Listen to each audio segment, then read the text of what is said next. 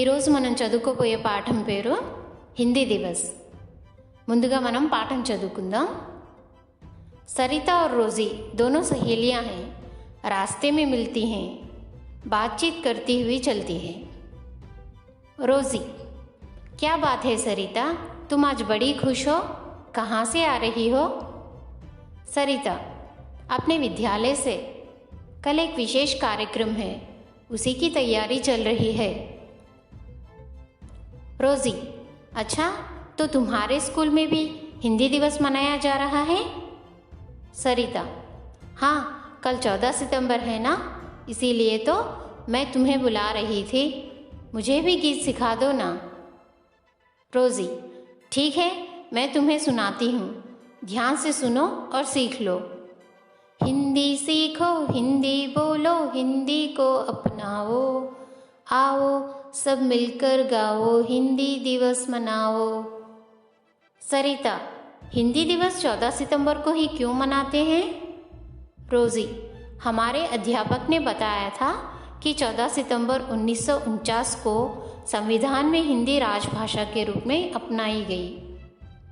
सरिता: समझ गई, इसीलिए हर साल इस दिन हिंदी दिवस मनाया जाता है। लेकिन हिंदी को ही देश की राजभाषा क्यों चुना गया? रोज़ी: क्योंकि हिंदी बोलने वाले हमारे देश में सबसे अधिक हैं। लेकिन तुम भी तो बताओ, तुम भाषण में क्या कहोगी? सरिता: तो सुनो, अभिनय करते हुए बताती है। प्रधान अध्यापक जी एवं गुरुजनों, भाइयों और बहनों, आप सबको हिंदी दिवस की हार्दिक बधाई। हिंदी हमारे देश की राजभाषा है, इसे सीखना हमारे लिए बहुत ज़रूरी है। सरिता ने भाषण में और क्या क्या कहा होगा? ఈ ప్రశ్నతో ఈ పాఠం పూర్తయిపోయింది। ఇప్పుడు మనం దీని అర్థం తెలుగులో తెలుసుకుందాం। सरिता और रोज़ी दोनों सहेलियां हैं, रास्ते में मिलती हैं, बातचीत करती हुई चलती हैं। సరిత ఇంకా రోజీ ఇద్దరు మంచి స్నేహితురాళ్ళు, వాళ్ళు దారిలో కలుసుకుంటారు, అలా కలుసుకొని మాట్లాడుకుంటూ నడుచుకుంటూ వెళ్తుంటారు। रोज़ी: क्या बात है सरिता, तुम आज बड़ी खुश हो, कहाँ से आ रही हो?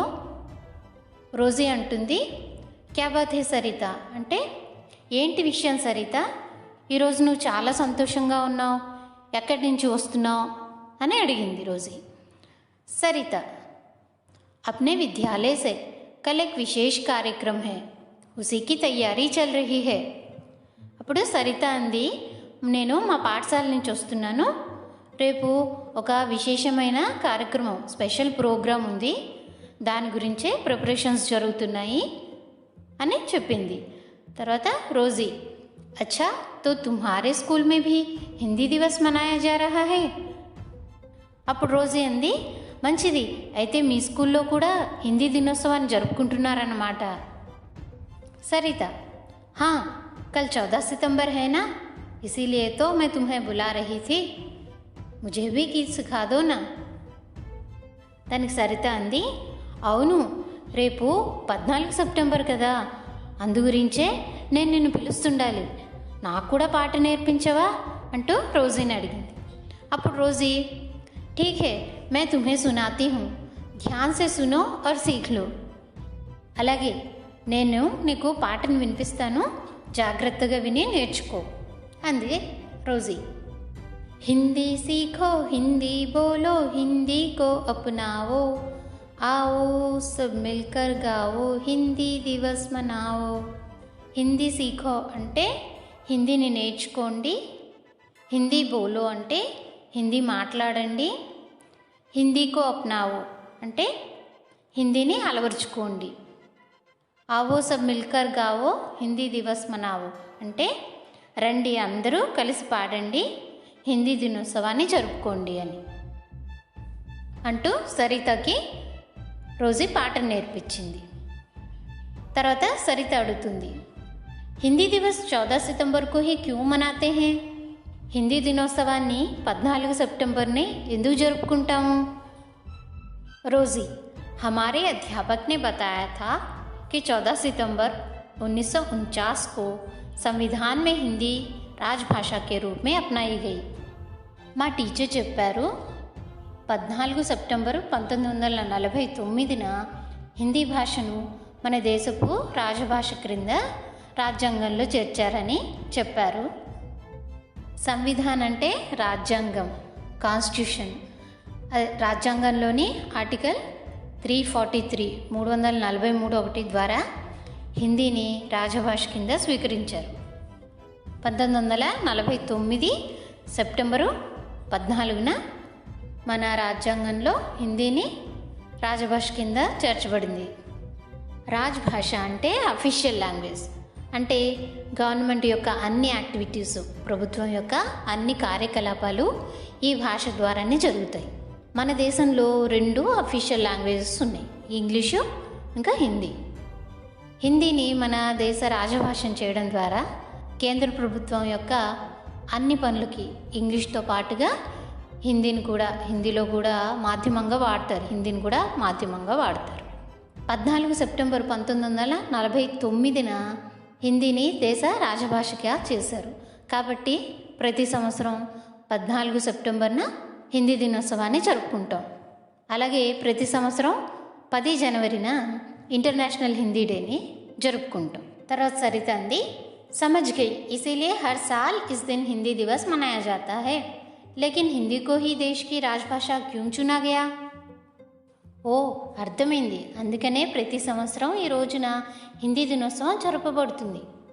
కానీ హిందీ ఎందుకు మన దేశ రాజభాష కింద ఎంచుకోబడింది అని సరిత అడిగింది. దానికి రోజీ, క్యూంకీ హిందీ బోల్నే వాలే హమారే దేశ్ మే సబ్సే అధిక్ హై, ఎందుకంటే మన దేశంలో అత్యధిక జనాభా హిందీనే మాట్లాడతారు కాబట్టి. లేకిన్ తుమ్ భీ తో బతాओ, తుమ్ భాషణ్ మే క్యా కహోగి? అది సరే కానీ అసలు నువ్వు ఈ విషయం చెప్పు, నువ్వు నీ స్పీచ్లో ఏం చెప్తావు, నీ ఉపన్యాసంలో ఏం చెప్పబోతున్నావు? అప్పుడు సరిత అంది, తో సునో, అభినయ కర్తే హుए బతాతీ హై, అయితే విను, అభినయం చేస్తూ చెప్తుంది, యాక్టింగ్ చేస్తూ చెప్తుంది. प्रधानाध्यापक जी एवं गुरुजनों, भाइयों और बहनों, आप सबको हिंदी दिवस की हार्दिक बधाई. గౌరవనీయులైన ప్రధాన ఉపాధ్యాయులు గారికి, అలాగే ఉపాధ్యాయులందరికీ మరియు నా సోదర సోదరీమణులందరికీ హిందీ దినోత్సవ హృదయపూర్వక శుభాకాంక్షలు. हिंदी हमारे देश की राजभाषा है, इसे सीखना हमारे लिए बहुत ज़रूरी है. హిందీ మన దేశ రాజభాష, దీన్ని నేర్చుకోవడం మనందరికీ చాలా అవసరం. సరితా నే భాషణ్ మే और क्या क्या कहा होगा? సరిత తన ఉపన్యాసంలో ఇంకా ఏమేం చెప్పు ఉండవచ్చు అంటూ క్వశ్చన్ మార్క్ పెట్టి లెసన్ని ముగించారు. మరి సరిత తన ఉపన్యాసంలో ఇంకా ఏం చెప్పి ఉండవచ్చో చూద్దాం. हिंदी हमारे देश की राजभाषा है, इसे सीखना हमारे लिए बहुत ज़रूरी है, क्योंकि देश के अधिकतर क्षेत्रों में इसका प्रयोग होता है. यह एक सरल और मधुर भाषा है जिसे सभी लोग आसानी से सीख और बोल सकते हैं. इसीलिए इसे देश की राजभाषा बनाया गया है. आज का दिन हम सब के लिए बहुत महत्वपूर्ण है, क्योंकि आज ही के दिन यानी 14 सितंबर 1949 को ही हिंदी को राजभाषा का दर्जा प्राप्त हुआ. इसीलिए हर साल 14 सितंबर को हिंदी दिवस के रूप में मनाया जाता है. और इस दिन सभी स्कूल और कॉलेजों में हिंदी निबंध लेखन, भाषण आदि अनेक प्रतियोगिताओं का आयोजन होता है. हिंदी भारत की पहचान है, इसको बढ़ावा देना हम सबका कर्तव्य है. ధన్యవాద్. హిందీ మన దేశపు రాజభాష, దీన్ని నేర్చుకోవడం మనందరికీ చాలా అవసరం. ఎందుకంటే దేశంలో అత్యధిక ప్రాంతాల్లో దీన్ని వాడతారు. ఇదొక సరళమైన మధురమైన భాష కనుక అందరూ సులువుగా ఈజీగా నేర్చుకొని మాట్లాడగలరు. కాబట్టి దీన్ని దేశ రాజభాషని చేశారు. ఈరోజు మన అందరికీ చాలా ముఖ్యమైన రోజు. ఎందుకంటే ఇదే రోజున అంటే 14 సెప్టెంబరు 1949న హిందీ భాషకి రాజభాష గౌరవం దక్కింది. కాబట్టి ప్రతి సంవత్సరం 14 సెప్టెంబర్న హిందీ దినోత్సవాన్ని జరుపుకుంటాం. అన్ని స్కూల్స్, కాలేజెస్లో హిందీ భాష మీద వ్యాసరచన, ఉపన్యాసాల పోటీలు నిర్వహిస్తారు. హిందీ భాష భారతదేశం యొక్క ఐడెంటిటీ కాబట్టి దీన్ని ప్రోత్సహించడం మన అందరి బాధ్యత. ధన్యవాదాలు. ఈ విధంగా సరిత తన ఉపన్యాసాన్ని చెప్పు ఉండొచ్చు. ఇక ఈ లెసన్ కంప్లీట్ అయింది కదా, మనం ఈ లెసన్లో వచ్చిన శబ్దార్థం నేర్చుకుందాం. హిందీ దివస్ అంటే హిందీ దినోత్సవం, హిందీ డే.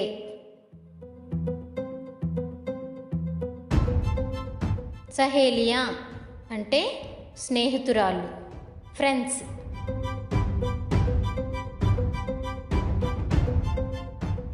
ఖుష్ అంటే సంతోషంగా, హ్యాపీ.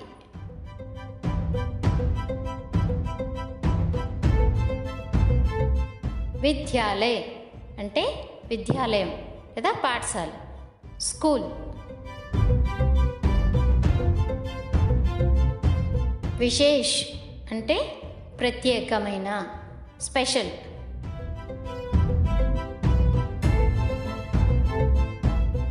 కార్యక్రమం అంటే కార్యక్రమం, ప్రోగ్రామ్.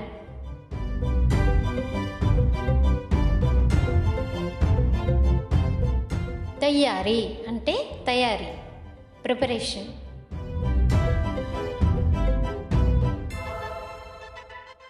బులానా అంటే పిలవటం, టు కాల్.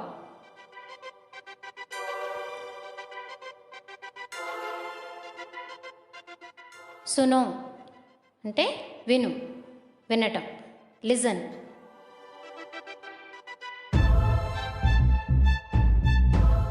సీఖ్నా అంటే నేర్చుకుంటా, లర్న్.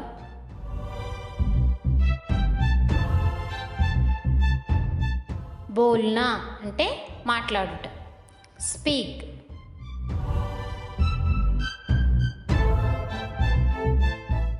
అప్నానా అంటే అలవర్చుకును, అడాప్ట్.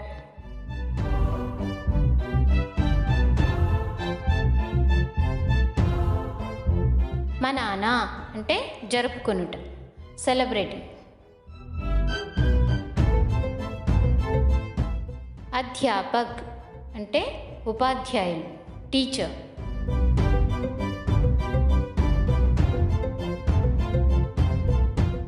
సంవిధాన్ అంటే రాజ్యాంగం, కాన్స్టిట్యూషన్.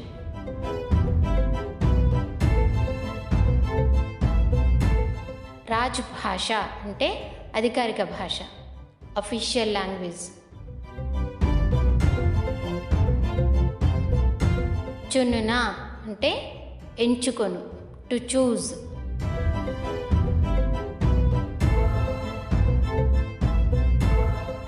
అధిక్ అంటే ఎక్కువ, మోర్.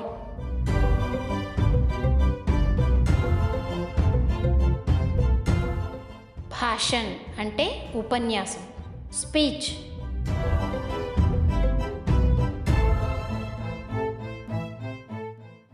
అభినయ్ అంటే నటన, యాక్టింగ్.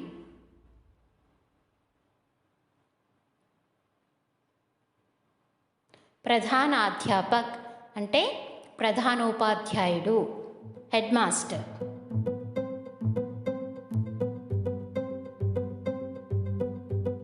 గురుజన్ అంటే ఉపాధ్యాయులు, టీచర్స్. భాయ్యోं और बहनों అంటే సోదర సోదరీమణులు, brothers and sisters. Hardik Badhaai అంటే హృదయపూర్వక అభినందనలు, హార్టీ కంగ్రాచ్యులేషన్స్. జరూరీ అంటే అవసరం, నెసెసరీ.